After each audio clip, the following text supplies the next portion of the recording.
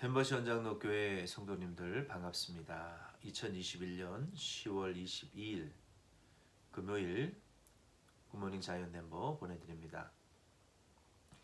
오늘은 다니엘서 4장 28절부터 37절 4장 마지막 절 말씀 우리 함께 말씀에 은혜 나누기를 원합니다.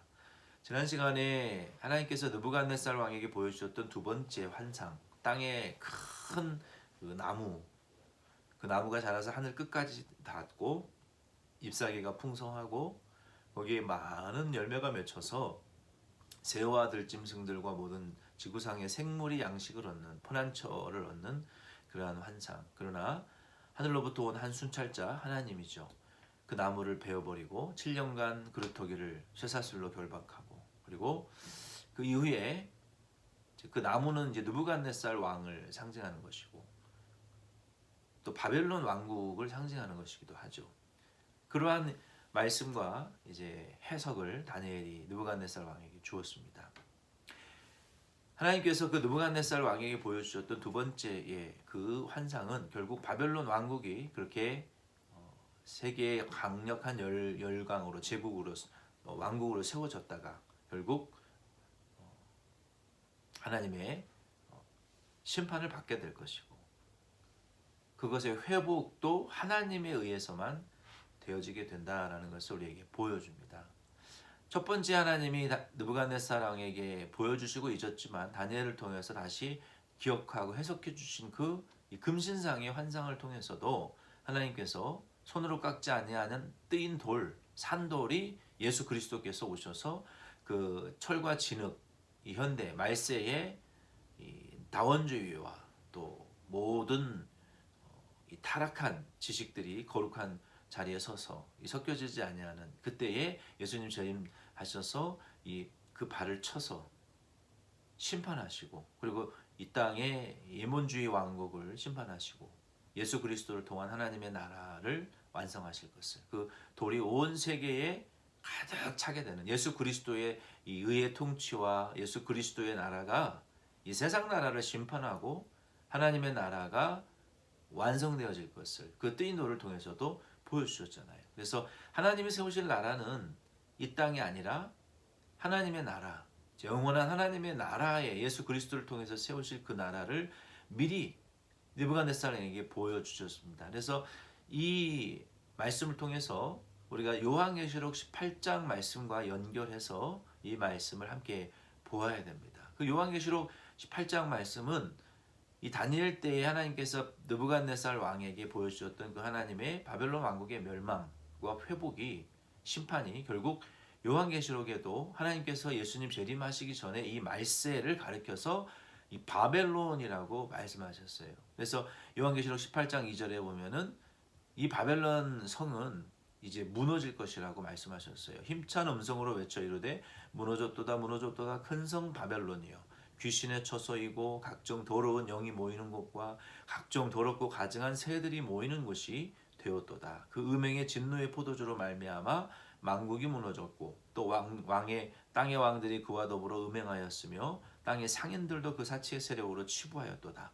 하더라. 또 내가 들으니 하늘로부터 다른 음성이 나서 이르되 내 백성아 거기서 나와 그의 죄에 참여하지 말고 그가 받을 재앙들을 받지 말라. 그의 내 죄는 하늘에 사무쳤으며 하나님은 그의 불의한 일을 기억하신다. 그래서 저와 여러분들도 이 바벨론과 같은 소돔 고모라 성과 같고 또 노아의 때와 같은 이러한 말세의 바벨론 시대에 우리가 살고 있는데 이 세상은 결국 귀신의 처소요 각종 더러운 영들이 모여요. 지금 공중권세 잡은 자들의 이 하늘의 이 공중권세를 잡은 자들이 이 땅에서 그 인류 문명을 통해서 많은 죄를 사람들로 하여금 짓고 예수님을 믿지 못하게 만들죠. 세상의 달콤한 유혹에 포도주에 취해서 그리고 이 바벨론 이 세상과 욕심과 또 다른 인간의 어떤 교만이나 또 물질, 권력, 또 여러 가지 그 쾌락, 돈 이러한 것들을 우상으로 이 포도주와 같이 마귀가 유혹을 던져주어서 그 유혹에 빠진 사람들은 이 세상에서 노아의 때와 같이 소돔 고모라의 때와 같이 사고 팔고 심고 거두고 먹고 마시고 즐기고 쾌락을 하나님보다 사랑하고 돈을 하나님보다 사랑하고 자기를 하나님보다 사랑하면서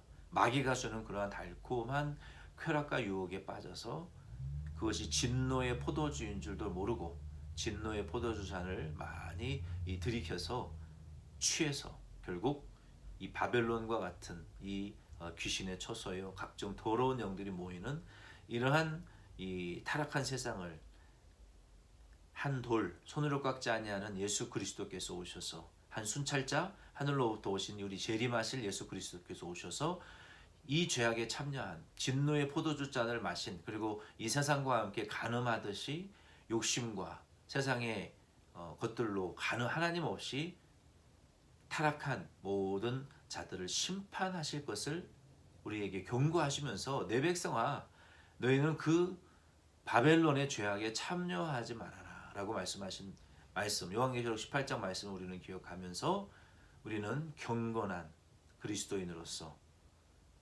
하나님 앞에 자기 자신을 정결하게 지키고 흰옷을 입고 이 세상의 더러운 포도주 잔에 우리가 취하지 않고 피 흘리는 죄에 참여하지 않으므로 순결한 흰 세마포를 입은 그러한 신부처럼 저와 여러분들은 이 바벨론과 같은 세상에서 믿음의 정절을 계속 유지해 나가실 수 있기를 바랍니다. 이제 4장 28절부터 33절 말씀에 보면은요. 이 느부갓네살 왕이 하나님께서 다니엘을 통해서 두 번째 해석을 주신 12달 이후에 1년 이후에 첫 번째 환상을 본 이후에도 말씀의 해석을 듣고 깨닫고도 또 금신상을 세우고 범죄했죠.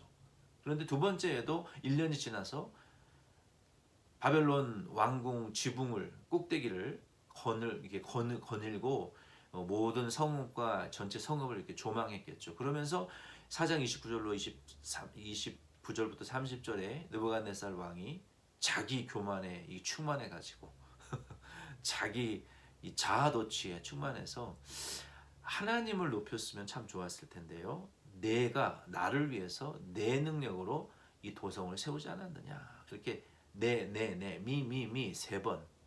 헤롯 왕도 결국 자기 소리 하다가 하나님이 충이 먹음으로 죽어버렸는데 느부갓네살 왕도 나 소리 세 번 하고 하나님이 그 말의 여운이 없어지기도 전에 그를 치셔서 나라의 권위와 지혜를 뺏어버리십니다. 그래서 결국 우리 교만이라는 것이 우리 사람을 짐승처럼 만든다라는 것을 우리가 알아야 됩니다. 첫 번째는 이 바벨론은 예수 그리스도의 재림 전에 심판받을 참 범죄의 도가니 각종 귀신과 더러운 영들과 진노의 포도주에 취해 있는 자들은 그리스도인들이라 할지라도 심판받는다. 그러면 우리는 이 바벨론과 같은 도성에서 범죄하지 말고 하나님의 영원한 나라의 도성 천국을 사모하면서 그들의 죄에 참여하지 말아야 된다. 두 번째 포인트는 교만이 사람을 미치게 만든다는 것이죠. 짐승과 같이 만든다는 것입니다. 시편 49편 20절에 보면은 존귀에 처하나 하나님의 형상을 닮은 인간이 존귀에 처했으나 타락하고 자기의 죄를 회개할 줄 모르고 예수 믿고 구원받을 줄도 모르고 영적으로 구원받았음에도 불구하고 한 달란트 맡은 자처럼 자기 달란트를 썩히고 시간 낭비하고 있는 자들은 그 멸망하는 짐승과 별다를 바가 없다는 것입니다. 전도서 9장 3절 말씀에도 보면은 이런 자들에 대해서 이렇게 말씀했어요. 모든 사람의 결국은 일반이라. 이것은 해 아래에서 행해지는 모든 일 중에 악한 것이니 곧 인생의 마음에는 악이 가득하여 그들의 평생에 미친 마음을 품고 있다가 후에는 죽은 자들에게 돌아가는 것이라. 저 이게 너무나 요즘 와닿는 말씀이에요. 한국의 넷플릭스에서 지금 오징어 게임이라는 드라마를 저는 보지도 않았고 볼 생각도 사실은 없습니다. 보지 않아도 어떤 내용인지 알아요. 세상에 궁지에 몰린 자들이 456억이라는 돈을 얻기 위해서 살인 게임을 즐기는 집단 이 광기의 그런 영화들을 만들어낼 수 있죠. 왜 인류 역사가 집단 학살의 광기의 역사이니까요. 우리가 인류의 1차, 2차 세계대전들을 보면 한 사람의 독재자에 의해서 얼마나 많은 사람들이 죽고 세상에 많은 사람들을 불행에 빠뜨렸습니까? 그런데 그러한 광기가 인류의 역사에 있고 사람의 마음에 있다는 것입니다. 그래서 그러한 것들이 1등을 하고 사람들이 그러한 것들에 지금 열광하고 있는 이유가 이 현대 문명이라는 것이 그러한 정서가 받아들여지는 정서라는 것이죠. 그것은 무엇을 의미합니까?